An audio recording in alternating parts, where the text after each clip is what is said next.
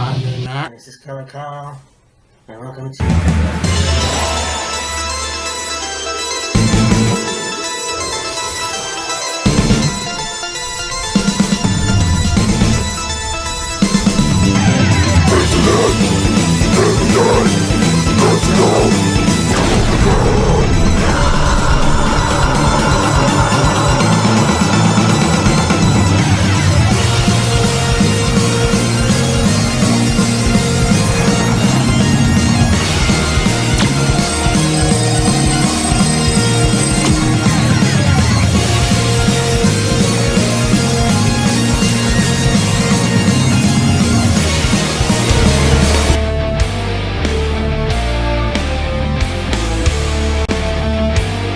Greetings, Earthlings. Me, Matt, here. This is Killer Kyle. Welcome to another episode of Wheels of Fury. And we're talking about Final Battle. Foul! The last Ring of Honor show of the year. Yeah, last Ring of Honor pay-per-view, actually. It's gonna be, I think it's Honor Club that's gonna air it. Probably, yeah. So that's what I'm hearing. So, yeah, last, not really pay-per-view of the year because we've got World's End.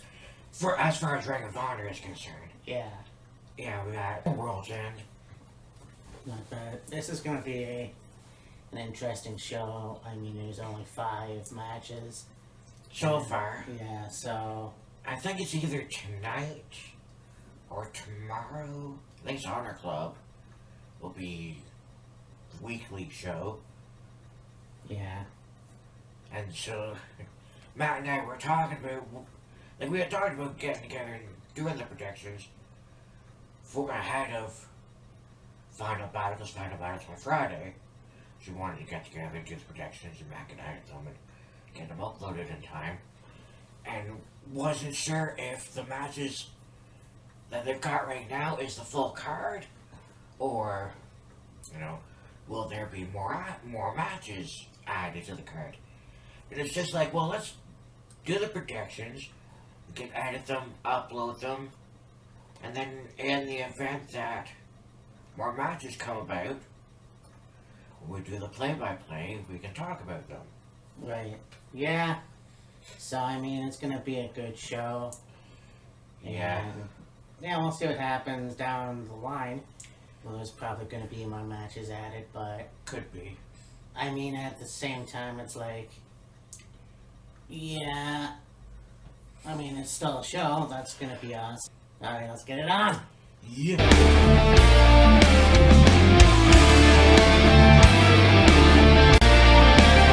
So we begin with this. We've got an I Quit match. We've got Ethan Page versus Tony Nese. Yeah, no. There's a few matches on here that I know Matt's gonna be all about. This is gonna be one of them. I Quit match, Ethan Page versus Tony Nese. Ethan Page has been kind of all over the place as far as, like, who he's been aligned with. Yeah. Because, like, he was teaming for a little bit with Matt Hardy, Jeff Hardy, and Isaiah Cassidy. He was against the Hardys. He was doing several different things. And right now, I think he's on his own. And so, we'll see where that goes. And of course, like, we know Ethan Page previously from his time in Impact, partnering with Josh Alexander as the North. And then I guess either his contract came up and he decided he was going to move on, or he didn't like the new character they gave him, or whatever the hell. He left, and then, of course, short term later, he ends up in AEW, and, doing very well for himself in AEW. There isn't been a whole lot of like consistency with Ethan, but I mean, like, he's done fairly well for himself. Of course, Tony Nese, we all know of his run in WWE, Cruiserweight Classic, Monday Night Raw, whatever. Now he's with Josh Woods.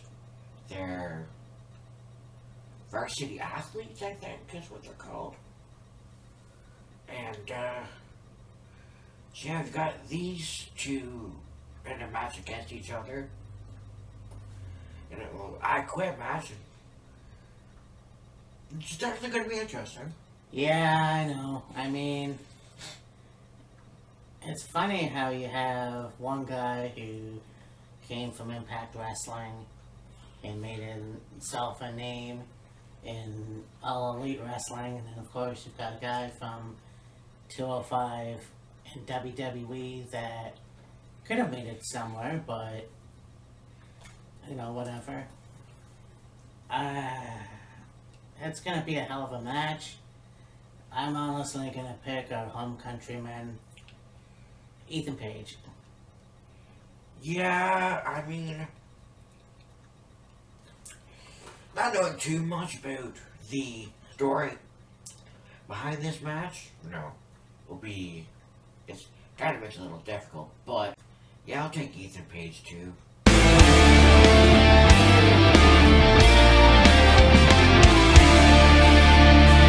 This next match, again, is another match that I know Matt will be all about.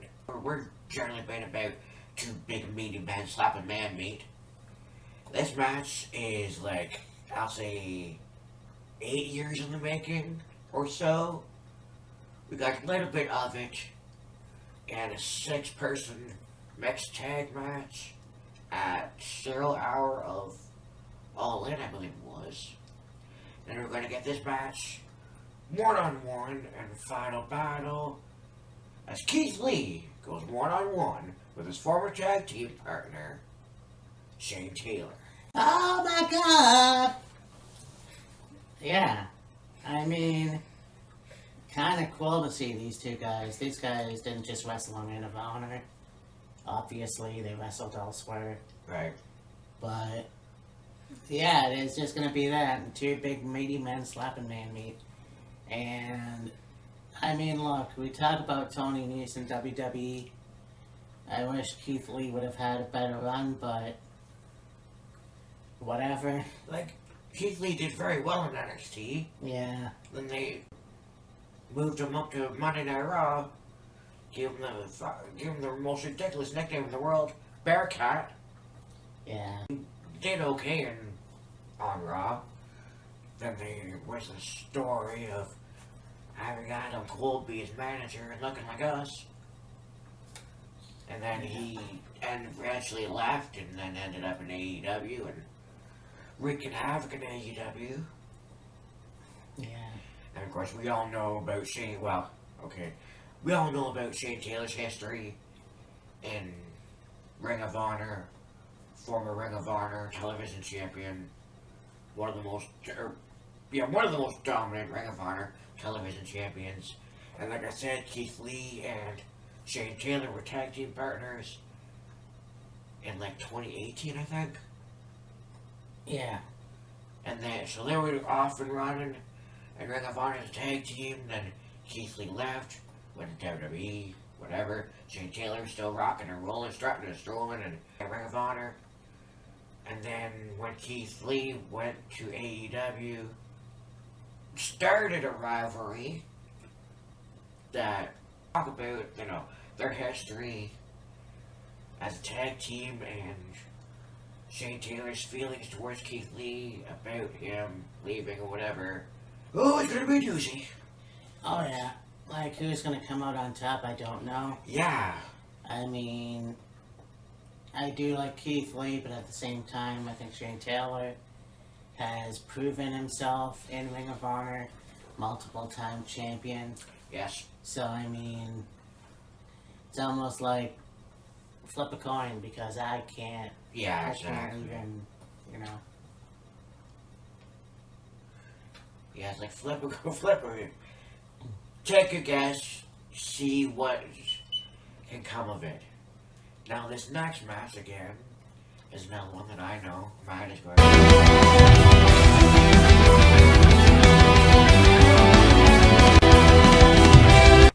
We got a fight to honor Jay. We got FTR and Mark Briscoe versus the Blackpool Combat Club, Dan and Brad Danielson, John Moxley, and Claudio Castagnoli in a fight without honor. Fucking A, dude. Now, it was a year ago at Final Battle, we had the epic double dog collar match between FTR and the Briscoes, Jay and Mark. And of course, sadly, earlier this year, we lost Jay in a tragic car accident. Yeah. 38 years old? 38, 39? Yeah, I would say 38. But so yeah, they wanted to do this match to honor Jay. And if there's anything that Jay would have loved more than, farming and his family and drinking whiskey and fishing and maybe hunting, with a good old fashioned fight. So yes, sir. And I mean, that's the thing. And it's one of those things, too. It's like, you have Blackpool Combat Club, the baddest stable in professional wrestling right now. You've got FTR and Mark Briscoe. And I mean, you look up the FTR, the guys that were AEW Tag Team Champions, Ring of Honor Tag Team Champions, AAA Tag Team Champions, fucking IWGP Tag Team Champions, and you want to throw in WWE Tag Team Champions, NXT Tag Team Champions. They've held damn near every tag team championship, and those are just the two promotions they've been with. I think Dax and Cash became first met. No, I was gonna say I think they first met in NXT. I think they met prior to that. Yeah, I'm pretty sure they did. And I'm sure they became friends, became a tag team. We're on the independent scene. Probably held tag team titles in the Indies. And then, went to WWE, then AEW. And, still racking up tag titles galore. I mean, it would be poetic for Mark Briscoe to pin either member of Blackpool Combat Club for Jay. Yeah. But I mean, I think that the James Bond villain and Claudio Castagnoli and Mox are just all powerful right now. Yeah.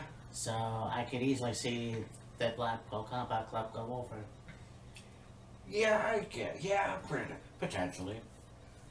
And the thing that's interesting about this match is, usually fight without honor matches are like to end their rivalry completely. Now, it was the last Ring of Honor pay-per-view that was like 4 months ago or whatever it was, that there was a fight without honor. It was the Righteous against, I want to say the Kingdom. I don't think it wasn't the Kingdom. It was the Righteous against somebody. Yeah. And, Matt was just tickled pink about that match. Yeah. And so this match, it's a fight without honor, but it's like a fight without honor for honor.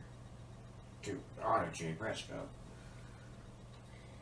Yeah, that's kind of weird. But anyways, yeah, it's going to be a hell of a match. I mean, just to honor somebody that meant so much to Ring of Honor. When I say honor, well, anyways. Yeah. Yeah, so I think it's going to be a hell of a match. Those are always good matches to have. But yeah, to honor a fellow wrestler, it's even more special. So. Yeah. And you look at the history of Jay and Mark, in Ring of Honor. They've been with that company since day one. 11 or 12 time Ring of Honor World Tag Team Champions. They're like the top of the bar. They are the bar as far as like Ring of Honor tag teams in Ring of Honor. And like nobody's even come close to having as many tag title runs as those guys had. And I mean, had we not lost Jay, who knows? It could have been 15, 16, 20 time Ring of Honor tag champions. Who the fuck knows? But yeah, it's a tragedy in itself.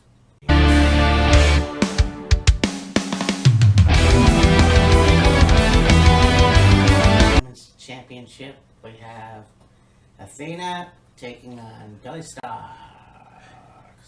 yeah, And we all know Athena. In fact, I remember watching her a decade ago, and I think it was traditional championship wrestling. right. I think she obviously wrestled a lot more than that. Yeah, I think, once again, it's a theme. Her time in WWE could have been a lot better, but unfortunately, you know, she worked her ass off and they just pushed her aside. like when she first came into WWE, she was on NXT. She killed it in NXT. NXT Women's Champion had many great matches, many great rivalry. Her and Asuka, or her and anybody was, you know, she did very, very well. Then she ended up on Raw. Did not bad on Raw. Then she went back to NXT. Did. And then she ultimately ended up. So that was a shame, but Billy Starks has just come in, so it's almost like I want to see more from her. Yeah. That being said, I know Athena's going to retain. More than likely. I mean, we'll see what happens, but yeah, I'm going to pick that. And I think we'll see where it goes from there. I think she's been a hell of a champion, although I haven't seen much of her lately because I don't think Ring of Honor is on TV, so... Yeah, I don't think it is. Which is bullshit, but... Yeah, we'll see what happens. It's going to be fun. Yeah.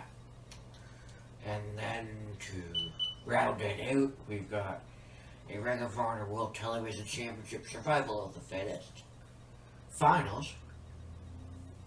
And a six-way, we've got Dalton Castle, Commander, Kyle Fletcher, Lee Johnson, Lee Moriarty, and we don't know who the final participant is yet. Right. So I imagine that'll probably be determined in the next episode of Ring of Honor TV. No, not really on TV. Ring of Honor. And so when we find out, we'll let you know. Like, subject to change all the time. But Yeah. honestly, I mean, out of all those men, I think Dalton Castle obviously is the OG of Ring of Honor. So far, like, yeah, I mean, Yeah. I know that he started in 2000, I want to say 14 or 15. Something like Definitely that. 15. Definitely 15. But, you know, one of those guys that definitely tried the heel run, but very eccentric. Yes. Always that, you know, personality that I think is awesome. And he's still going to this day. Yep. Yeah, so honestly, it's not going to be the Lees. No. Probably not. And I mean, Commander, maybe. Yeah. But yeah, I'm going to say Dalton Castle. Yeah, Dalton Castle's the, like, longest tenured competitor in this match. Yeah. So, I mean, if he wins, that's fine. Commander, I don't know. Probably not likely. Lee Johnson, Lee Moriarty. I don't know. I don't think so. Kyle Fletcher, I mean, we all know of his stint with Mark Davis as Aussie Open. Tag titles galore. And now he's with,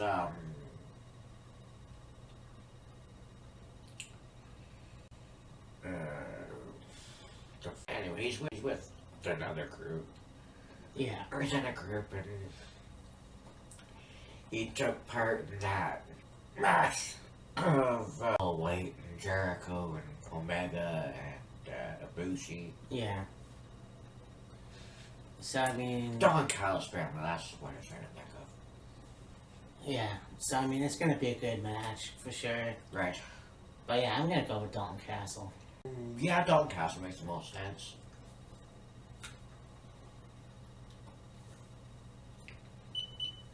But of course, you know, having Samoa Joe relinquish the television title to pursue world title goal, I'm sure, on Ring of Honor, we're doing several matches.